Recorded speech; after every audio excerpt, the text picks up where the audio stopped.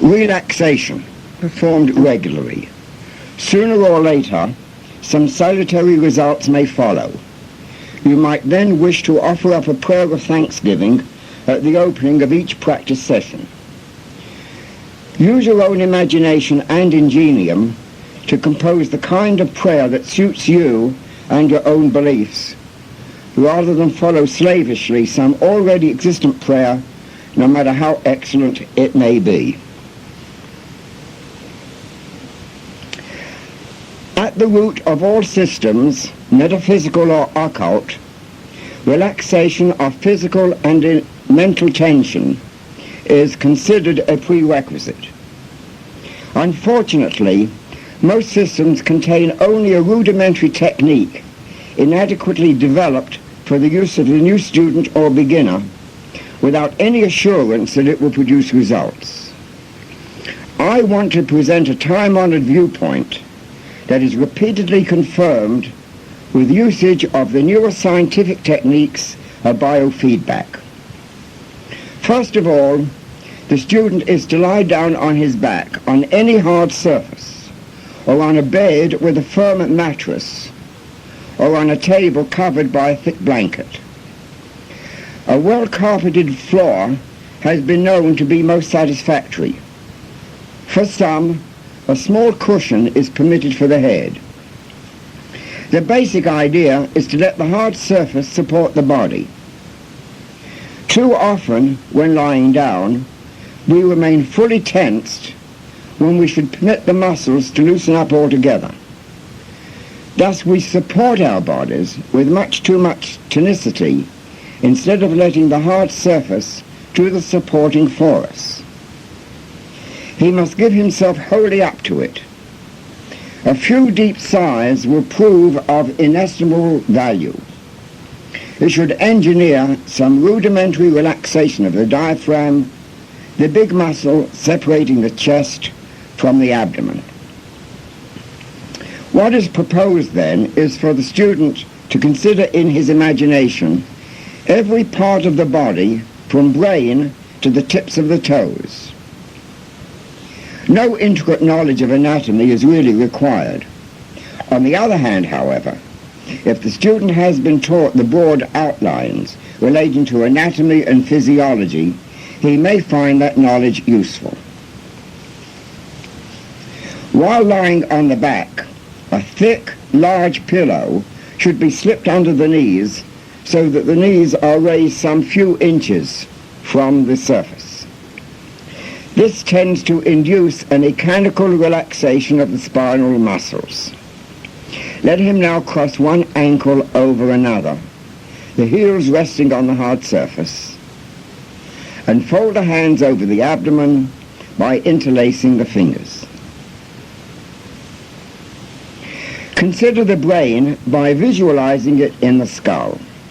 Everyone has at some time or other seen diagrams of the cerebrum. Imagine now that the brain is a mass of white and grey nerve substance divided into a right and left hemisphere with a little bulb at the back. The entire surface of these structures is marked by numbers of lobes, convolutions and depressions. Try to feel that this brain, normally white and grey in color, becomes pinkish in hue as you think of it. This visualization dilates the blood vessels in the head, automatically directing an increased blood supply there. This creates warmth over and above the normal amount, and this radiating outwards to surrounding structures produces a relaxation. Maintain this visualization long enough to become aware of some kind of sensation in the head, subjective sensations of warmth and tingling. Yet these are not wholly subjective. Biofeedback experiments indicate that the temperature of fingers or toes using this method may be increased by a degree or two. Relaxing the entire body thoroughly in this way will also be found a distinct stimulus to the maintenance and or recovery of perfect health. Imagine next that the blood, which has been warming and so relaxing the brain, pours downwards from the frontal portions of the brain into the forehead, the eyes, and the temples, dilating the blood vessels there. Go through a similar procedure as previously described until you obtain that characteristic sense of warmth and relaxation. These are quite unmistakable, being the hallmarks of the induction of a local release of tension. Pass in contemplation downward to the ears, reflecting also on the inner ear mechanisms, the cheeks of the face and the nose. Imagine the blood flowing there, bringing about a relaxation of muscular and blood vessel tension by reason of the warmth induced by the surplus of blood in that area. Pause long enough until the appropriate reactions and sensations are clearly noted. Meantime, should your attention wander away to the events of the day, don't get angry or irritable.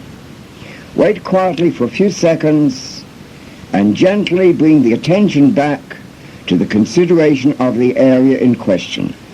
The mind is bound to wander at the beginning of these exercises. It only requires some training and re-education.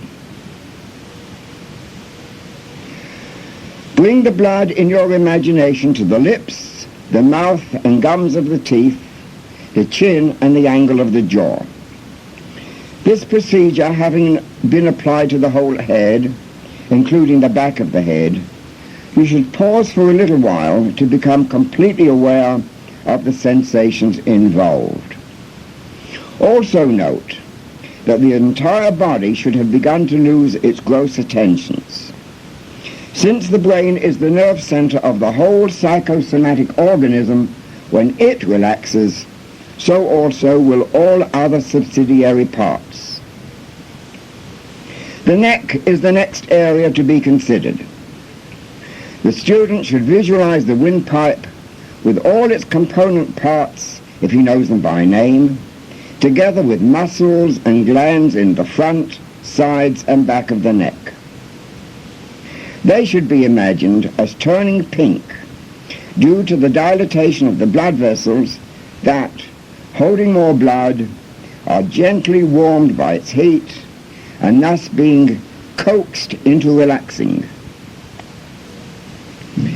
As the tensions begin to loosen, pass the attention to the powerful muscles of the shoulders and shoulder joints. Pay great attention to these, for they are unusually tense in most modern people, the price we pay for the benefits and stresses of civilization.